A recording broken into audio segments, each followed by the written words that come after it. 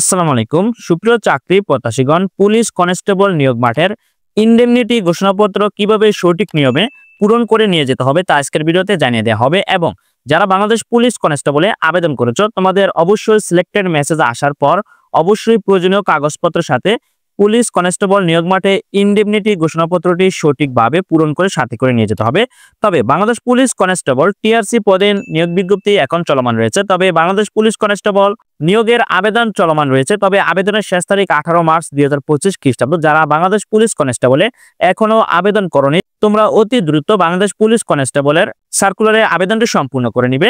আবেদন সম্পূর্ণ হয়ে যাওয়ার পর অবশ্যই যখন সিলেক্টেড মেসেজ মোবাইল ফোনে প্রেরণ করা হবে, তখন অবশ্যই প্রয়োজনীয় কাগজপত্রের সাথে পুলিশ কনস্টেবল নিয়োগ মাঠের ইনডেমনিটি ঘোষণাপত্রটি সঠিক নিয়মে পূরণ করে সাথে করে নিয়ে যেতে হবে। তবে আজকের এই ভিডিওতে জানিয়ে দেওয়া হবে পুলিশ কনস্টেবল নিয়োগ মাঠের ইনডেমনিটি ঘোষণাপত্রটি কিভাবে পূরণ করতে হবে বা ফিল আপ করতে হবে। সুপ্রিয় চাকরি প্রত্যাশীগণ, ট্রেনিং রিক্রুট কনস্টেবল টিআরসি পদে নিয়োগ ফেব্রুয়ারি 2025 ইনডেমনিটি ঘোষণাপত্র। এই ইনডেমনিটি ঘোষণাপত্রটি অবশ্যই সঠিক নিয়মে এবং সঠিক তথ্য দিয়ে পূরণ করে সাথে করে নিয়ে যেতে হবে। প্রথম দেখতে পাচ্ছ তারিখটা লিখে দিবে। তারপর হলো প্রতি সভাপতি ট্রেনিং রিক্রুট কনস্টেবল টিআরসি নিয়োগ বোর্ড। তারপর আছে জেলার নাম, তুমি যে জেলার মাঠে উপস্থিত হবে সেই জেলার নামটা এখানে লিখে দিতে হবে। প্রত্যেকটি জেলার ছেলেমেয়ে উভয় প্রার্থী বাংলাদেশ পুলিশ কনস্টেবলে আবেদন করতে পারবে। তবে অবশ্যই যার যার নিজ জেলা পুলিশ লাইনে প্রয়োজনীয় কাগজপত্র নিয়ে উপস্থিত হতে হবে।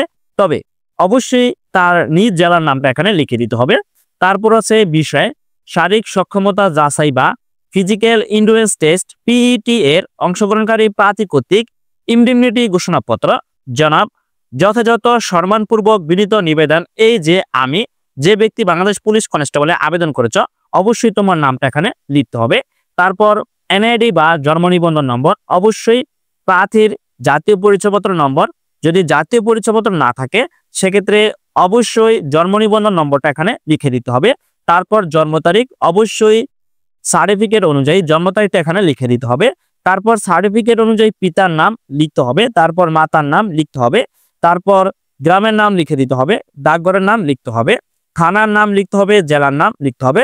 তবে অবশ্যই সঠিক তথ্য দিয়ে এই ইনডেমনিটি ঘোষণাপত্রটি ফিল আপ করতে হবে।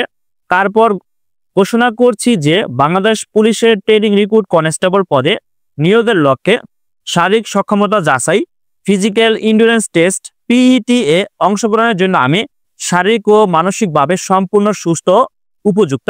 যারা বাংলাদেশ পুলিশ কনস্টেবলে আবেদন করেছো বা করবা, তোমরা অবশ্যই শারীরিকভাবে সুস্থ এবং মানসিকভাবে প্রস্তুত আছো, এই মর্মে এই ইনডেমনিটি ঘোষণাপত্রটি ফিল আপ করেছো বা পূরণ করেছো। তারপরে কি আমি আরো ঘোষণা করছি যে বর্ণিত পরীক্ষা চলাকালীন কোনো প্রকার বিরূপ আচরণ, সম্পত্তি নষ্ট, ক্ষতি কিংবা কোনো অসদাচরণ করব না। বর্ণিত পরীক্ষায় অংশগ্রহণ কিংবা আমার অবহেলার কারণে আমার ব্যক্তিগত বা শারীরিক বা মানসিক কোনো ক্ষতি হলে অথবা আমি আঘাতপ্রাপ্ত হলে বাংলাদেশ পুলিশ তথা নিয়োগ কর্তৃপক্ষ কোনোরূপ দায়ী থাকবে না। সুপ্রিয় চাকরি প্রত্যাশীগণ, তোমরা যারা বাংলাদেশ পুলিশ কনস্টেবলে আবেদন করেছো, তোমরা অবশ্যই নিয়োগ মাঠে উপস্থিত হবে। তো নিয়োগ মাঠে উপস্থিত হতে গেলে অবশ্যই দৌড়, জাম্প, তারপর বুক গ্রাউন্ড, পুশ আপ দেওয়া প্রয়োজন হয়। সেক্ষেত্রে যদি কোনো ধরনের ক্ষয়ক্ষতি হয় সেক্ষেত্রে এর জন্য পুলিশ কর্তৃপক্ষ দায়ী থাকবে না, এর জন্য নিজেরই দায়ী থাকবে।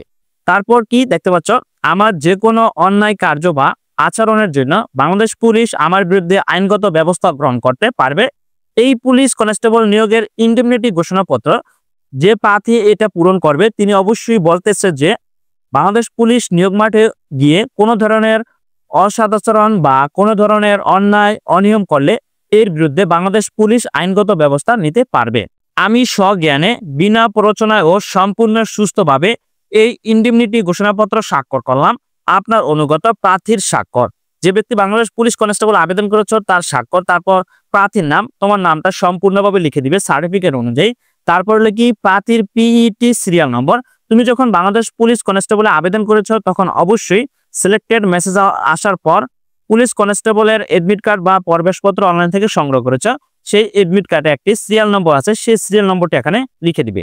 তারপর আমার সন্তান, তার মানে তোমার অভিভাবক বলতেছে আমার সন্তান, মানে যে ব্যক্তি পুলিশ কনস্টেবল আবেদন করেছো তার নাম, এর নামটা সম্পূর্ণ লিখতে হবে। এর দাখিলকৃত উপযুক্ত ঘোষণাপত্রে আমার সম্মতি রয়েছে, যেমন তোমার অভিভাবক তোমার পিতা বা তোমার মাতা বলতেছে যে তুমি বাংলাদেশ পুলিশ কনস্টেবল যোগদান করার জন্য অবশ্যই সম্মতি প্রদান করেছে তোমার পিতা। তারপর হলো কি অভিভাবকের স্বাক্ষর, সেটা তোমার পিতা বা তোমার মাতা বা তোমার বড় ভাই, অভিভাবক যে কোনো কেউ হতে পারে। সেক্ষেত্রে অভিভাবকের নামটা লিখতে হবে। তারপর প্রার্থীর সাথে সম্পর্ক কি সেটা এখানে লিখতে হবে। তারপর অবশ্যই একটি মোবাইল নম্বর দিতে হবে অভিভাবকের। তো এভাবে খুব সহজেই সঠিক নিয়মে ইনডেমনিটি ঘোষণাপত্রটি ফিল আপ করতে হবে। কোনো কর্মে যদি পুলিশ কনস্টেবল নিয়োগের ইনডেমনিটি ঘোষণাপত্রটি ভুল তথ্য দিয়ে পূরণ করে কেউ নিয়োগ মাঠে নিয়ে যায়, সেক্ষেত্রে যদি বাংলাদেশ পুলিশ কর্তৃপক্ষ জানতে পারে, সেক্ষেত্রে তার বিরুদ্ধে আইনগত ব্যবস্থা গ্রহণ করা হবে। কোনো কর্মী ভুল তথ্য দিয়ে এই পুলিশ কনস্টেবল নিয়োগের ইনডেমনিটি ঘোষণাপত্র ফিল আপ করা যাবে না। সঠিক তথ্য দিয়ে এই ইনডেমনিটি ঘোষণাপত্র ফিল আপ করতে হবে, যা আজকের ভিডিওতে জানিয়ে দেওয়া হলো। সুপ্রিয় চাকরি প্রত্যাশীগণ, যারা বাংলাদেশ পুলিশ কনস্টেবলে আবেদন করেছো বা আবেদন করবা, তারা অবশ্যই সঠিকভাবে ইনডেমনিটি ঘোষণাপত্রটি ফিল আপ করবে এবং বাংলাদেশ পুলিশ কনস্টেবলে স্বচ্ছতা এবং যোগ্যতার ভিত্তিতে নিয়োগ প্রদান করা হয়ে থাকে। যারা বাংলাদেশ পুলিশ কনস্টেবলে আবেদন করেছো, তোমরা অবশ্যই শারীরিকভাবে প্রিপারেশন নাও এবং ভালো করে পড়াশোনা করো। এবং যারা এখনো বাংলাদেশ পুলিশ কনস্টেবল ফেব্রুয়ারি 2025 নিয়োগে আবেদন করনি, তোমরা আগামী 18 মার্চ 2025 খ্রিস্টাব্দ তারিখের পূর্বে অনলাইনে আবেদনটি সম্পূর্ণ করতে পারবে। সো ধন্যবাদ সকলকে, ভালো থাকবা, সুস্থ থাকবা, আল্লাহ হাফেজ।